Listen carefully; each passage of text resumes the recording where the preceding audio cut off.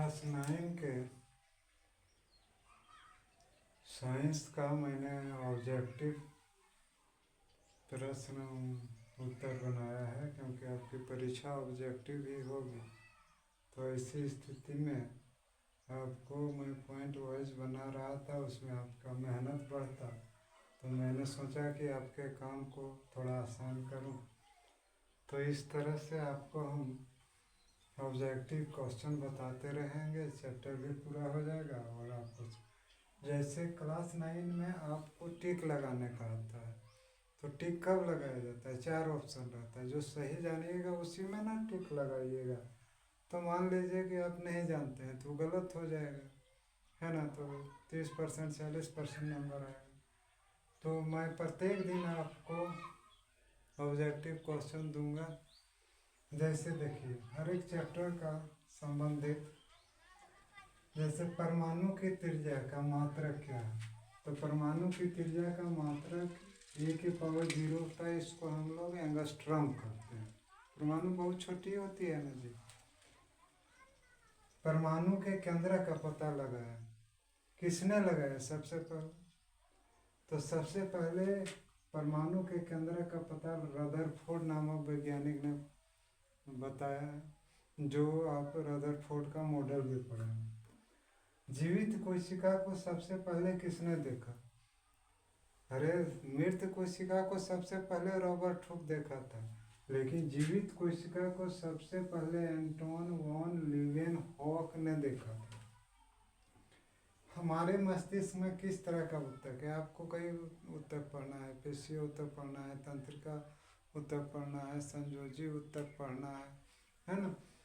तो हमारे मस्तिष्क में मुख्य रूप से तंत्रिका ऊतक होता है। अब बहुत सा एसआई मात्रक पढ़ना है। अब पूछेगा त्वरण का एसआई मात्रक क्या होता है, तो मीटर प्रति सेकंड स्क्वायर, या आपको ऐसे भी लिखा रहता है m⁻²। गड़बड़ाइएगा नहीं, उसको गड़बड़ाने के लिए ऑप्शन वहाँ दिया रहता है। न्यूटन के किस गति नियम से बल की परिभाषा मिलती है?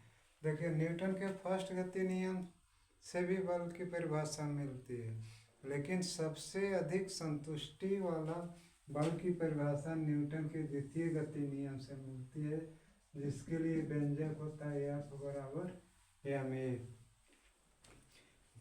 गुरुत्वाकर्षण चैप्टर में है गुरुत्वीय त्वरण, जिसको प्राय G से सूचित करते हैं। इसका मान 9.8 के लगभग होता है, पूरा 9.8 नहीं होता। लेकिन जब हम न्यूमेरिकल बनाते हैं ना, तो इसको 10 मीटर पर सेकंड स्क्वायर भी लेते हैं। वहाँ ऑप्शन रहता है कि G = 10 मीटर पर सेकंड स्क्वायर लीजिए। किसी वस्तु की कुल ऊर्जा हमेशा कैसी रहती है? किसी वस्तु की कुल ऊर्जा यानी यांत्रिक ऊर्जा, स्थितिज और गतिज ऊर्जा का जो हर हमेशा चल रहता है, न वो घटता है न बढ़ता है, यानी हमेशा संरक्षित रहती है। तरंग दैर्घ्य जो ध्वनि चैप्टर में है, तरंग दैर्घ्य को किससे सूचित किया जाता है? क्योंकि तरंग दैर्घ्य आप वेवलेंथ को जो W से नहीं सूचित कर सकते हैं। तो एक ग्रीक वर्ड है लैम्डा, जो उल्टा Y की तरह होता है। तो तरंग दैर्घ्य को लैम्डा से हम सूचित करते हैं। अब जैसे प्रश्न आएगा दूध क्या है, तो दूध क्या है? विज्ञान की दृष्टि से हम बोल रहे हैं, दूध को तो अमृत कहा जाता है। दूध अशुद्ध पदार्थ है। क्यों शुद्ध पदार्थ है? क्योंकि मिश्रण है, इसमें शामिल तत्वों का कोई निश्चित अनुपात नहीं होता है। तो हम इन ऑब्जेक्टिव प्रश्न उत्तर के माध्यम से आपको हम सब्जेक्टिव भी बताने का प्रयास करेंगे, लेकिन आपका एग्जाम पैटर्न ऑब्जेक्टिव है, इसलिए इस तरह के ऑब्जेक्टिव से आपको बहुत मदद मिलेगी। लगातार वीडियो देखते रहिए, आपको नित्य नवीन जानकारियाँ मिलती रहेगी।